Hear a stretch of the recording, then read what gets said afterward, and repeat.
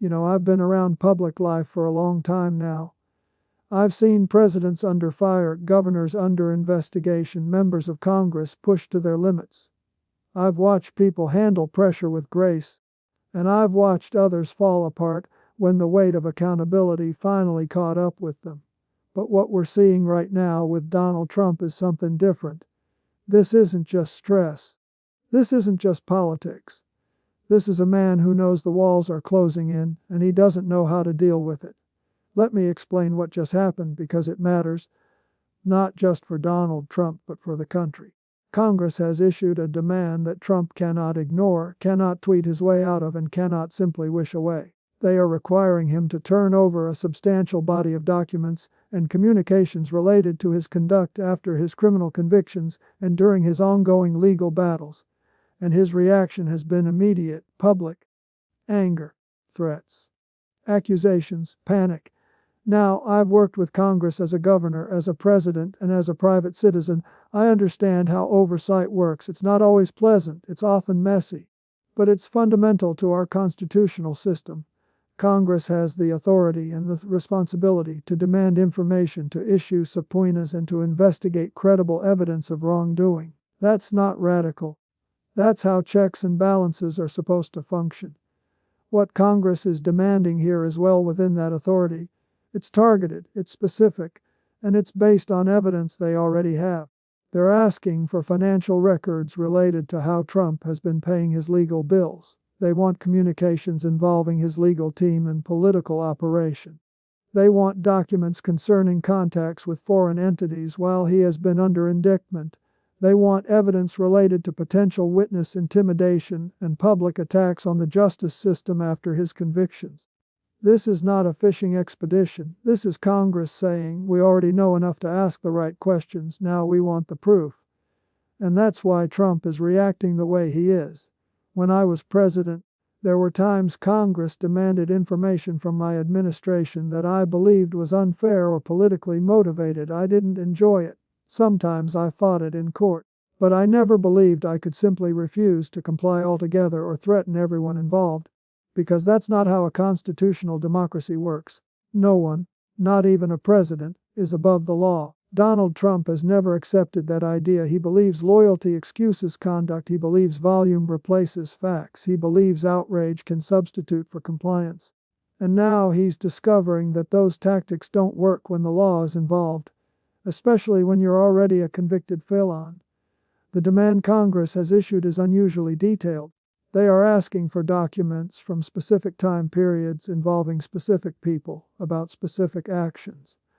That level of precision tells you something important. They already know what they're looking for. They've talked to witnesses. They've reviewed other evidence. They're not guessing, and Trump knows that. He also knows the consequences are real. If he refuses to comply, he faces contempt of Congress and potential referrals to the Justice Department. If he complies, the documents may expose additional misconduct, possibly criminal, committed after he was already convicted by a jury. That's the trap he's in, and that's why his response has been so erratic. I've watched his recent statements. I've read what he's posting online.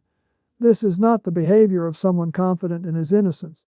This is the behavior of someone who feels cornered, someone lashing out because he sees no good options left.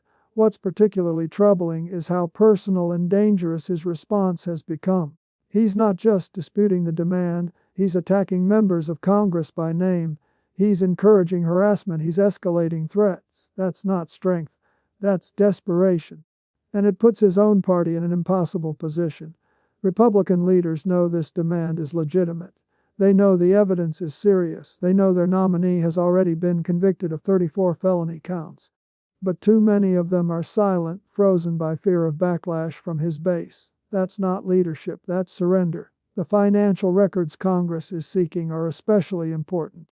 They go to the heart of potential corruption, whether campaign funds are being misused, whether foreign money is involved, whether promises were made in exchange for financial support. Trump has spent his entire life trying to keep his finances hidden. He's fought disclosure at every turn. That alone tells you how damaging transparency would be. Congress is also seeking communications with his lawyers after his conviction. Normally, attorney-client privilege would apply. But there's a well-established exception when legal advice is used to commit new crimes. If that's what happened here, those communications are not protected. Trump's lawyers know how serious this is. They're scrambling. They'll file motions, they'll appeal, they'll delay. But the law is not on their side. Congressional oversight is firmly grounded in the Constitution, and courts have upheld it again and again. I've said before that our system isn't perfect. It's noisy, it's frustrating, but it works because no one gets a lifetime exemption from accountability. Donald Trump has never understood that, or refused to accept it. The truth is, this congressional demand represents something larger. It's not just one committee or one party. It's a coordinated effort with some bipartisan support to determine whether a convicted felon running for president has continued to break the law. That's serious. That's historic, and that's why Trump is so rattled. If he refuses to comply, the legal consequences will escalate. If he complies, the political and legal fallout could be devastating. Either way, the days of evasion are running out. I've seen moments like this before in American history.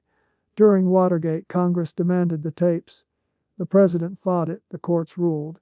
And when the evidence came out, the truth was undeniable. This moment isn't exactly the same, but the principle is. Accountability always comes eventually. And right now, Donald Trump knows it's coming. That's what we're watching. Not confidence, not defiance, but fear of exposure, fear of consequences, fear of a system he thought he could bend forever finally bending back.